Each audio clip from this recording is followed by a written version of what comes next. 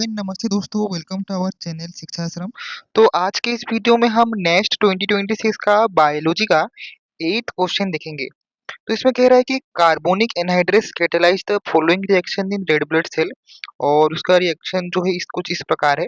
So this reaction acts as a buffering system in blood. Okay, so consequences of failure of the enzyme यानी कि carbonic anhydrase, ठीक है। तो अगर इसका consequences of failure of the enzyme to catalyse the reverse reaction is, तो वही पूछ रहा है कि अगर ये एंजाइम अपना काम करना बंद कर दे तो रिवर्स रिएक्शन टू कैटालाइज, तो रिवर्स रिएक्शन में क्या कॉन्सिक्वेंसेस होंगे, ठीक है। सो क्वेश्चन में आगे बढ़ने से पहले हम जान लेते हैं थोड़ा जो है इस टॉपिक से रिलेटेड थोड़ा कुछ जान लेते हैं, ठीक है, जैसे कि आपको क्वेश्चन सोल्व करने में इजी हो। सबसे पहले कार्बोनिक एनहाइड्रेस के बारे में जानते हैं, ठीक है। सो ये एक एंजाइम है, एक जिंक मेटालो एंजाइम है जो कि हमारे रेड ब्लड सेल में जो है पाया जाता है, ठीक है। इसका मेन काम ये है कि ये जो रिवर्सिबल रिएक्शन जितने भी है आप देख सकते हैं, ये इसको स्पीड अप करता है, ठीक है। जैसे कि नॉर्मली CO2 जो है वो H2O के साथ रिएक्ट करके कार्बोनिक एसिड बनाता है, H2CO3 बनाता है, ठीक है। और वो डिसोसिएट होता है और बाइकार्बोनेट HCO3 माइनस और हाइड्रोजन आयंस में कन्वर्ट होता है, ठीक है। सो ये प्रोसेस देख सकते हैं, ये रिवर्सिबल भी है, ये इसका सिंबल का मतलब जान सकते हैं, ये जो है रिएक्शन रिवर्सिबल भी है। तो कार्बोनिक एनहाइड्रेस जो एंजाइम है इसके मदद से ये जो है रिवर्सिबल रिएक्शन पॉसिबल हो पाता है, ठीक है। तो ये एंजाइम क्यों जरूरत है? ये इसलिए जरूरत है क्योंकि ये ब्लड पीएच को मेंटेन रखने में हेल्प करता है, एक तो उसके बाद ये लंग्स में CO2 रिलीज होने में फैसिलिटेट करता है थोड़ा। उसके बाद ये also contribute to Bohr effect, O2 unloading, ठीक है। तो एक्चुअली क्या होता है, जो H प्लस आयंस बनते हैं ना, यहाँ पे देख सकते हैं जो H प्लस आयंस बन रहे हैं, ठीक है, वो डीऑक्सी हीमोग्लोबिन से बाइंड करते हैं, ठीक है। H प्लस जो है हीमोग्लोबिन से बाइंड करते हैं। इससे क्या होता है कि H प्लस का कंसंट्रेशन जो होता है वो हाई हो जाता है, ठीक है। हाई होने का मतलब एसिडिक मीडियम हो गया, ठीक है, एसिडिक मीडियम।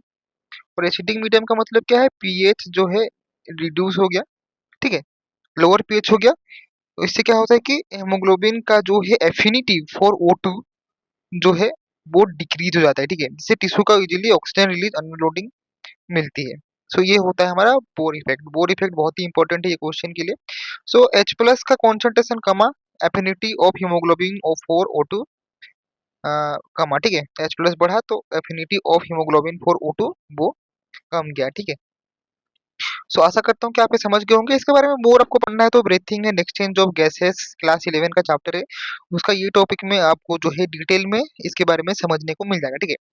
तो अभी हम आते हैं हमारे क्वेश्चन में। क्वेश्चन में बेसिकली यही पूछ रहा है कि अगर एंजाइम कार्बोनिक एनहाइड्रेस को रिवर्स रिएक्शन फेल हो जाए, सो इसका कॉन्सिक्वेंसेस क्या होगा, ठीक है। तो ये तो आप जानते हैं कि जो ये जो रिएक्शन हो रहे हैं, ठीक है, अगर कार्बोनिक एनहाइड्रेस है इसीलिए वो जो है रिवर्स जो है रिएक्शन हो पा रहा है, ठीक है। मतलब ये CO3 माइनस और H प्लस रिएक्ट करके फिर H2CO3 बना रहे हैं, उसके बाद CO2 H2 हो रहे हैं, ठीक है। तो अगर स्टेप फेल हो जाए यानी कि जो है कार्बोनिक एनहाइड्रेस जो है फेल हो जाए, तो ये जो है स्टेप जो है नहीं हो पाएगा, H प्लस आयन कन्वर्ट नहीं हो पाएंगे। और अगर H प्लस आयन कन्वर्ट नहीं हो पाए इसका मतलब क्या होगा, H प्लस जो है एक्यूमुलेट हो जाएगा, मतलब H प्लस का कंसंट्रेशन इंक्रीज हो जाएगा, ठीक है। H प्लस का ब्लड में जो है कंसंट्रेशन इंक्रीज हो जाएगा। उसका मतलब क्या है कि जो है पीएच मतलब एसिडिक हो जाएगा, ठीक है, एसिडिक में हो जाएगा। एसिडिक होने का मतलब क्या है, पीएच जो है वो बहुत ही डिक्रीज हो जाएगा, ठीक है।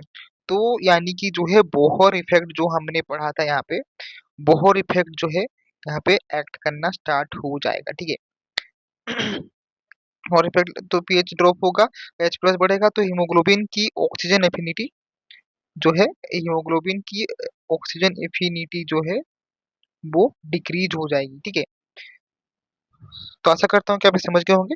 So blood becomes acetic and affinity haemoglobin for O2 decreases, तो ये करेक्ट हो जाता है। लेकिन फिर भी हम बाकी ऑप्शन देख लेंगे। ऑप्शन भी कहता है कि CO2 increases and the affinity of haemoglobin for O2 CO2 increases. So ये कह रहा है कि CO2 का जो है एफिनिटी इंक्रीज होगा, तो question directly oxygen affinity effect के बारे में पूछ रहा है।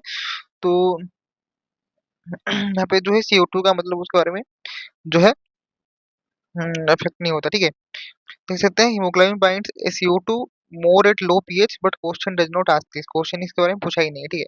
क्योंकि ऑप्शन सी कहता है कि O2 of the blood decrease and the affinity of hemoglobin for O2 increases। सो ये कह रहा है O2 की एफिनिटी बढ़ेगी, तो गलत है। H प्लस बनने के कारण एफिनिटी जो है कम होती है, तो ये भी गलत हो जाता है, ठीक है। लास्ट ऑप्शन कहता है कि the blood becomes acidic and the formation of carbamino haemoglobin decreases. So ये कहता है, कह रहा है कि कार्बामिनो हीमोग्लोबिन फॉर्मेशन डिक्रीज हो गई, और ये गलत है क्योंकि एसिडिक पेज पर रिवर्स बिहेवियर होता है, ठीक है। सो ये ऑप्शन भी गलत हो जाता है, तो हमारा करेक्ट आंसर जो है ऑप्शन ए हो जाएगा, ठीक है। तो धन्यवाद और जय जगन्नाथ।